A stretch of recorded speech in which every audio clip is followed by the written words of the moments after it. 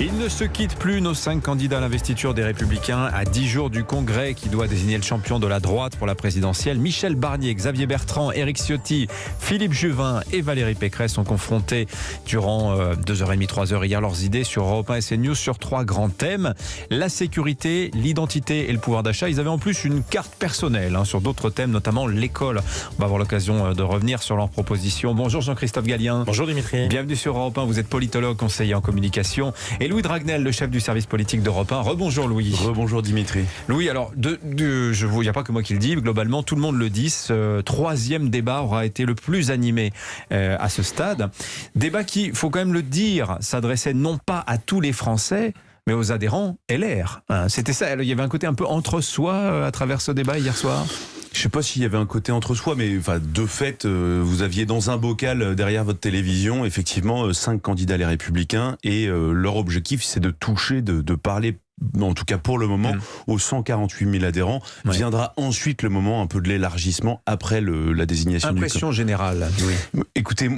Moi, j'ai trouvé que c'était vraiment le plus intéressant de tous les débats qu'on a regardés depuis le début et qu'on a écoutés, pour une raison assez simple, c'est que les 2 premiers débats étaient assez programmatiques, et là, pour la première fois, ils ont pu discuter entre eux. Et le fait de pouvoir échanger a pu faire naître, pu montrer des différences d'approche sur le service militaire, l'intervention des armées dans les banlieues, sur même des questions de sensibilité. Xavier Bertrand sur le handicap, Valérie Pécresse qui a ressorti sa phrase contre Emmanuel Macron qui aurait cramé la caisse.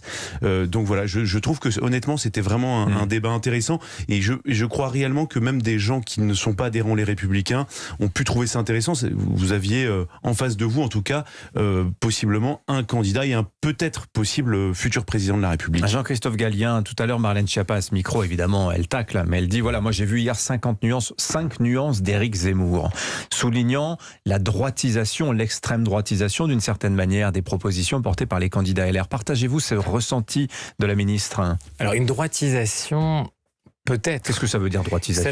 Ça veut dire très simplement que pour Marlène Schiappa, il y avait un certain nombre de thématiques qui ont dominé, si on faisait la liste de ce qui est sorti, et qui dominent depuis le début, parce qu'effectivement on veut parler à un public qui est même pas un public de premier tour pour l'instant. Attention, c'est ce qu'il faut toujours recentrer, vous avez raison de le faire. C'est-à-dire qu'on parle à un public de congrès. Ils étaient 80 000 début septembre, aujourd'hui ils sont pratiquement 50 000 personnes qui vont participer à ce vote. Donc on est dans un effort assez étonnant, avec des audiences quand même relativement fortes. Je pense que celle d'hier soir montrera aussi que le débat intéresser les Français, alors qu'ils ne sont pas directement tous concernés.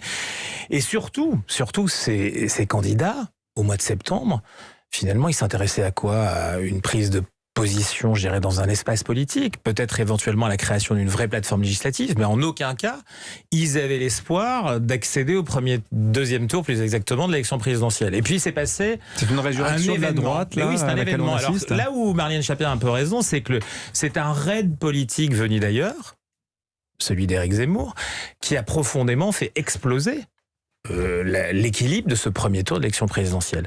Et du coup, en même temps qu'il vient manger sur leur bord les droits de leur marché politique, il crée une capacité pour eux d'espérer potentiellement de se qualifier au deuxième tour de l'élection présidentielle. Et donc finalement, oui, il y a quelque chose qui fait qu'on parle à la fois à un public qui a peut-être enfin envie qu'on lui parle comme il aimerait qu'on lui parle depuis des années, et qu'il n'avait plus personne qui lui parlait. Et puis, pour des raisons à la fois d'espace politique et peut-être aussi d'idées, de concepts, de solutions, ce candidat en raid politique est Éric Zemmour, il leur a apporté peut-être une matière qu'il n'avait pas. Louis Dragnel. Non, je trouve que ce qui est intéressant dans ce que vous dites, c'est que tout l'enjeu pour les Républicains aujourd'hui, en fait, c'est d'essayer de sortir de cette tenaille qui est mise en place à la fois, entre guillemets, sur l'aile gauche, qui est avec une pression très forte qui est exercée par Emmanuel Macron, qui d'ailleurs va sur les thèmes de sécurité, d'immigration. On l'a appris il y a un mois, la division par 2 des visas pour l'Algérie, le Maroc et la Tunisie.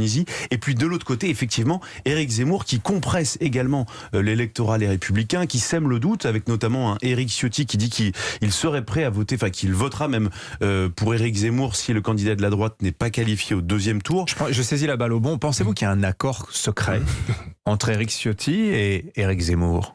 Honnêtement, je pense pas. En revanche, ce qui est certain, c'est qu'il y a une volonté d'Éric Zemmour de parler à tous les électeurs LR qui sont tentés par le vote Zemmour, parce qu'il est conscient que la droite, quand elle était au pouvoir, a déçu une partie de l'électorat de droite, notamment sur les questions de sécurité et d'immigration, où la droite a eu un discours très fort dans le verbe. Alors, la droite mettait les mots sur un certain nombre de problèmes, mais dans les faits n'a pas corrigé le tir ou n'a pas été suffisamment au rendez-vous sur les expulsions de clandestins dont on a beaucoup parlé hier soir, sur la sécurité. Et donc voilà, donc je pense surtout que Éric Ciotti fait le calcul, en tout cas de parler à ses électeurs et de leur dire la droite existe encore, attention, il n'y a pas qu'Éric Zemmour dans la vie. Alors parmi les faits du débat hier, je vous propose de réécouter Philippe Juvin, qui pour le moment passait vraiment pour l'outsider des outsiders et qui a eu l'occasion quand même d'exister par des prises de parole, des phrases aussi qui auront marqué ce débat. Vous lirez de lui ce matin dans la presse qu'il aura été peut-être le piment de ces discussions, notamment avec cette déclaration à propos de la supériorité de la civilisation européenne. L'identité, elle sera défendue si nous voulons la défendre. Si nous avons le sentiment que notre identité, notre modèle de civilisation, puisque c'est une civilisation, est supérieur aux autres. Moi, je crois que nous avons un modèle de civilisation qui est supérieur aux autres. Supérieur ? Absolument. C'est-à-dire ? Nous avons inventé beaucoup de choses. Nous avons inventé l'histoire, la philosophie, la politique, la liberté. Pardon, ça m'interpelle. Supérieur, c'est absolument. Mais j'assume de croire que notre modèle de civilisation... Il y a un modèle de civilisation et vous supérieur savez pourquoi ? Et vous savez pourquoi ? Oui, bien entendu. Non, mais... Et vous savez pourquoi c'est important ? C'est quand vous n'êtes pas certain que votre modèle de civilisation est supérieur aux autres, vous ne le défendez pas. Et moi, je veux le défendre parce que je pense qu'il est meilleur. Vous allez croire en un modèle, mais croire qu'il est supérieur. Nous ne sommes pas un pays comme les autres. C'est vrai. Jean-Christophe Gallien, quand vous entendez Philippe Juvin, là, on se dit, il a préparé. Ça c'est préparé à l'avance, concrètement. Je pense que ceux qui sont sur les non-favoris, c'est-à-dire les outsiders de cette équipe, ils avaient besoin, et ils auront besoin presque au dernier moment, de marquer une vraie différence, et ils sont en même temps plus libres aussi pour le faire. On sent bien que le principal challenge des favoris, c'est de ne pas insulter l'avenir immédiat après le 4 décembre. C'est-à-dire, effectivement, cette chance inespérée de se qualifier au deuxième tour, elle passe par le fait qu'on ne doit pas créer la division avant.